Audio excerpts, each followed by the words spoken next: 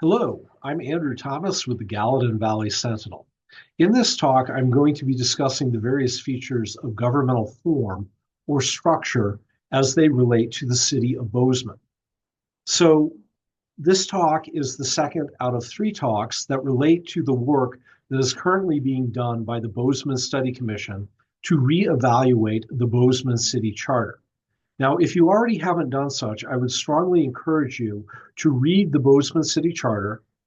Website is below, and also visit the Bozeman Study Commission to see the work that is being done to explore potentially changing the structure of Bozeman city government. Also, I would encourage you to check out the Gallatin Valley Sentinel to see their commentary and analysis on this very important topic. So, government form refers to the structure of government as it relates to elected officials, administrative power, and the ability to have political or administrative relationships with other branches of government. So the forms or features of government that I will be talking about in this presentation are the commission executive or council mayor model, the commission manager model, the commission elected county official model, the commission presiding officer model. Also, I will be talking about town meetings as well as charters. So the commission executive or council mayor model is governed by Title VII, Chapter 3, Part 2 of the Montana Code Annotated. A commission executive model consists of an elected commission and an elected mayor. The mayor acts as the chief executive and head of government. The mayor acts as a de facto city manager. Commissioners generally do not interact with city employees. The mayor can be an honorary position or one with political power, including the potential to have veto power. So this chart here shows the basic structure, starting with elections, of the commission executive model. So you have elections, the city commission and the mayor are elected separately, and then the mayor appoints city administrators who then hire other city employees to carry on the affairs of city government. In terms of the advantages of the commission executive model, both the commission and the mayor are elected, so they are directly politically accountable to the community. Voters can clearly reward or remove the executive mayor based upon performance. Same thing applies to commission. There's no relationship in terms of voting for a commission or a mayor. It can be done separately. Now, in terms of the drawbacks, there may be political contention between the mayor and the commission because, again, they might be elected for different reasons by different people. Mayors may not be trained public administrators, so they are politicians. They have no background in public administration and management. Department heads and staff may be exposed to political pressure from a mayor. The mayor executive can change with each election, creating an unstable environment for city staff, again, because they are not a professional administrator. An elected executive can be more directly lobbied than a hired manager. And the person in the role of mayor or executive can easily turn into a career politician. So they get elected, they're in the position, it's well compensated, they have authority, they can form relationships, they can create a political apparatus that then skews the political environment where they are the only ones that are seen as being a viable option for the position. The commission manager model is covered by Title VII, Chapter 3, Part 3 of the MCA. So in the commission manager model, the city commission and mayor are elected, and together they appoint a professional city manager. The city manager is an employee and not an elected official. So this graph shows how that works. So you have elections, city commission and mayor are elected by the electorate. They then agree to appoint a city manager who then hires the department heads and then administers the city government. In terms of advantages, under the commission manager model, a professional manager is appointed to administer city government. Day-to-day operations are handled by someone with technical expertise, not electoral incentives that can either be a good or a bad thing. They can be replaced easily, and they have institutional knowledge.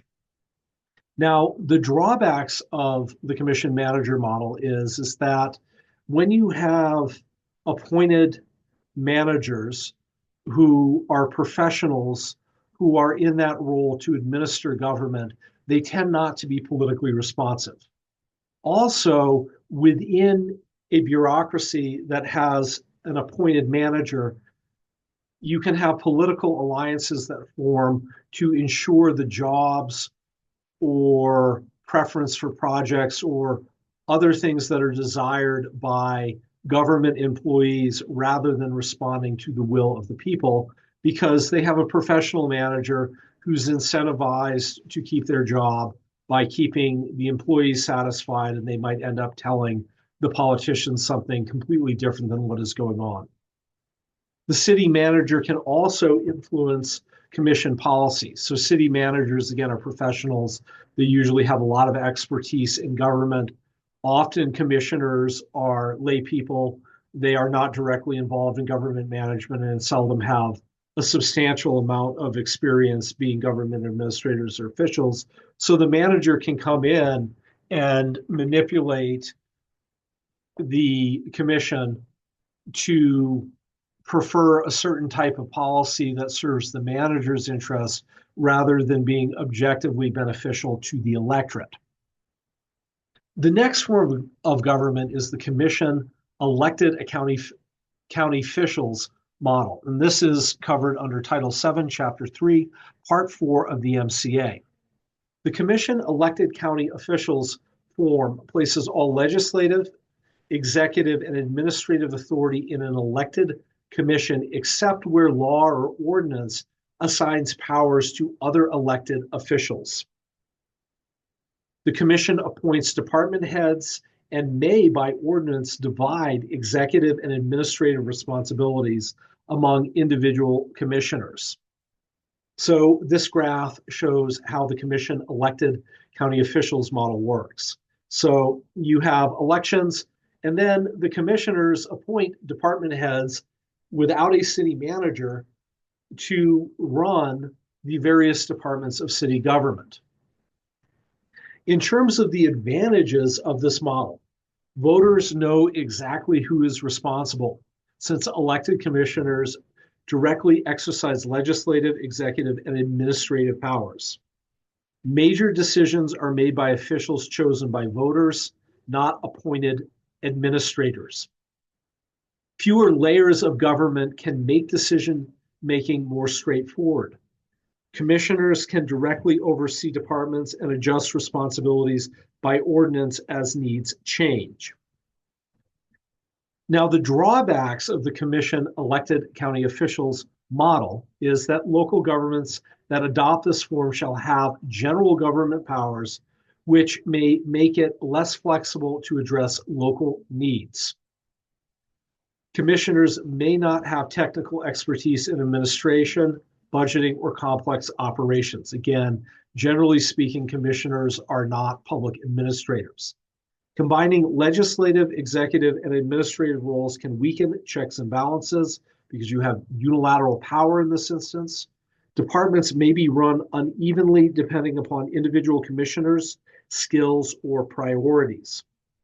Day-to-day operations and staffing decisions can become influenced by politics rather than best practices. I would also add to this that in this model, there is no moderating effect of a representative of the city bureaucracy or administration. So in certain instances, if, for example, there are a lot of bad things going on and people are discontent, and they hire a commission that says they're going to take care of something, and the commission comes in with this idea that they need to take radical action, even though they really don't have the skills to address it. This model arguably is the least desirable because there is no administrative apparatus in the city to say, likely it's not a good idea to implement your ideas in this or that way. Here's a better way of fixing the problems. So the next model is the commission presiding officer model, which is covered under Title VII, Chapters 3, Part 5 of the Montana Code annotated. In the commission presiding officer form, an elected commission chooses one of its own members to act as presiding officer, commonly titled mayor or president. The commissioner designated as presiding officer also serves as the city manager or chief executive of the city. So this graph notes how that works. So you have elections, you then have a city commission. The city commission appoints a mayor, and then the mayor then appoints different administrators within city government. So in terms of the advantages of the commission presiding officer model, the commission directly controls the city administration and executive.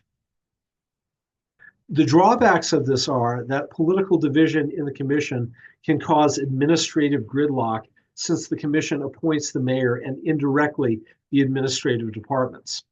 The mayor is not politically separate from the commission. So much like the prior model, you essentially have unilateral power vested in the city commission, with more power being allocated to one member of the city commission than the rest of the city commission. Another feature of governmental form is the town meeting, which is covered under Title VII, Chapter 3, Part 6 of the MCA. And town meetings involve direct democracy rather than a representative democracy. All legislative powers are vested in the town. Now, in Montana, this applies to communities less than 2,000 residents. There is no elected council to represent the interests of the community. Citizens represent themselves in at least one annual meeting, which is generally held on the first Tuesday of March, to make policy decisions. A quorum exists or consists of at least 10% of qualified electors. They elect a town chairperson to carry out policy. Although not applicable to larger communities like Bozeman, the idea of direct democracy could be adapted for various sub-governments of Bozeman, such as wards or neighborhoods. Another feature of governmental form is the charter form. And this is covered by Title VII, Chapter 3, Part 7 of the MCA, as well as Article 11, Part 11 of the Montana Constitution. So if the charter form of government is selected, the charter must dictate the political and administrative structure of government. This is addressed in Section 5 of the Constitution, which notes self-government charters. The legislature shall provide procedures permitting a local government unit or combination of units to frame, adopt, amend, revise, or abandon a self-government charter with the approval of a majority of those voting on the question. The procedure shall not require the approval of a charter by a legislative body.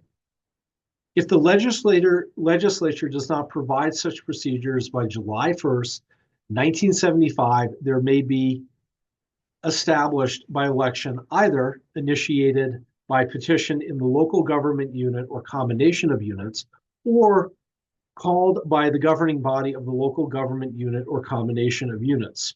Charter provisions establishing executive, legislative, and administrative structure and organization are superior to statutory provisions. So, current Bozeman city government.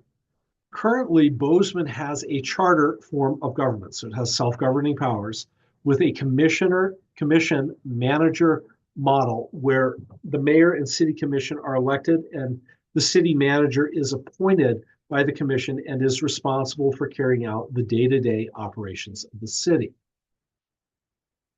So based upon this overview, I would like to pose a few questions for you to consider. The first one is, based upon your experience with Bozeman's current government form, where do you see problems and advantages with the current system? So think carefully about the issues that are important to you or the problems that you have seen arise with Bozeman city government, and try to think of those issues or problems in the context of the government form that Bozeman currently has.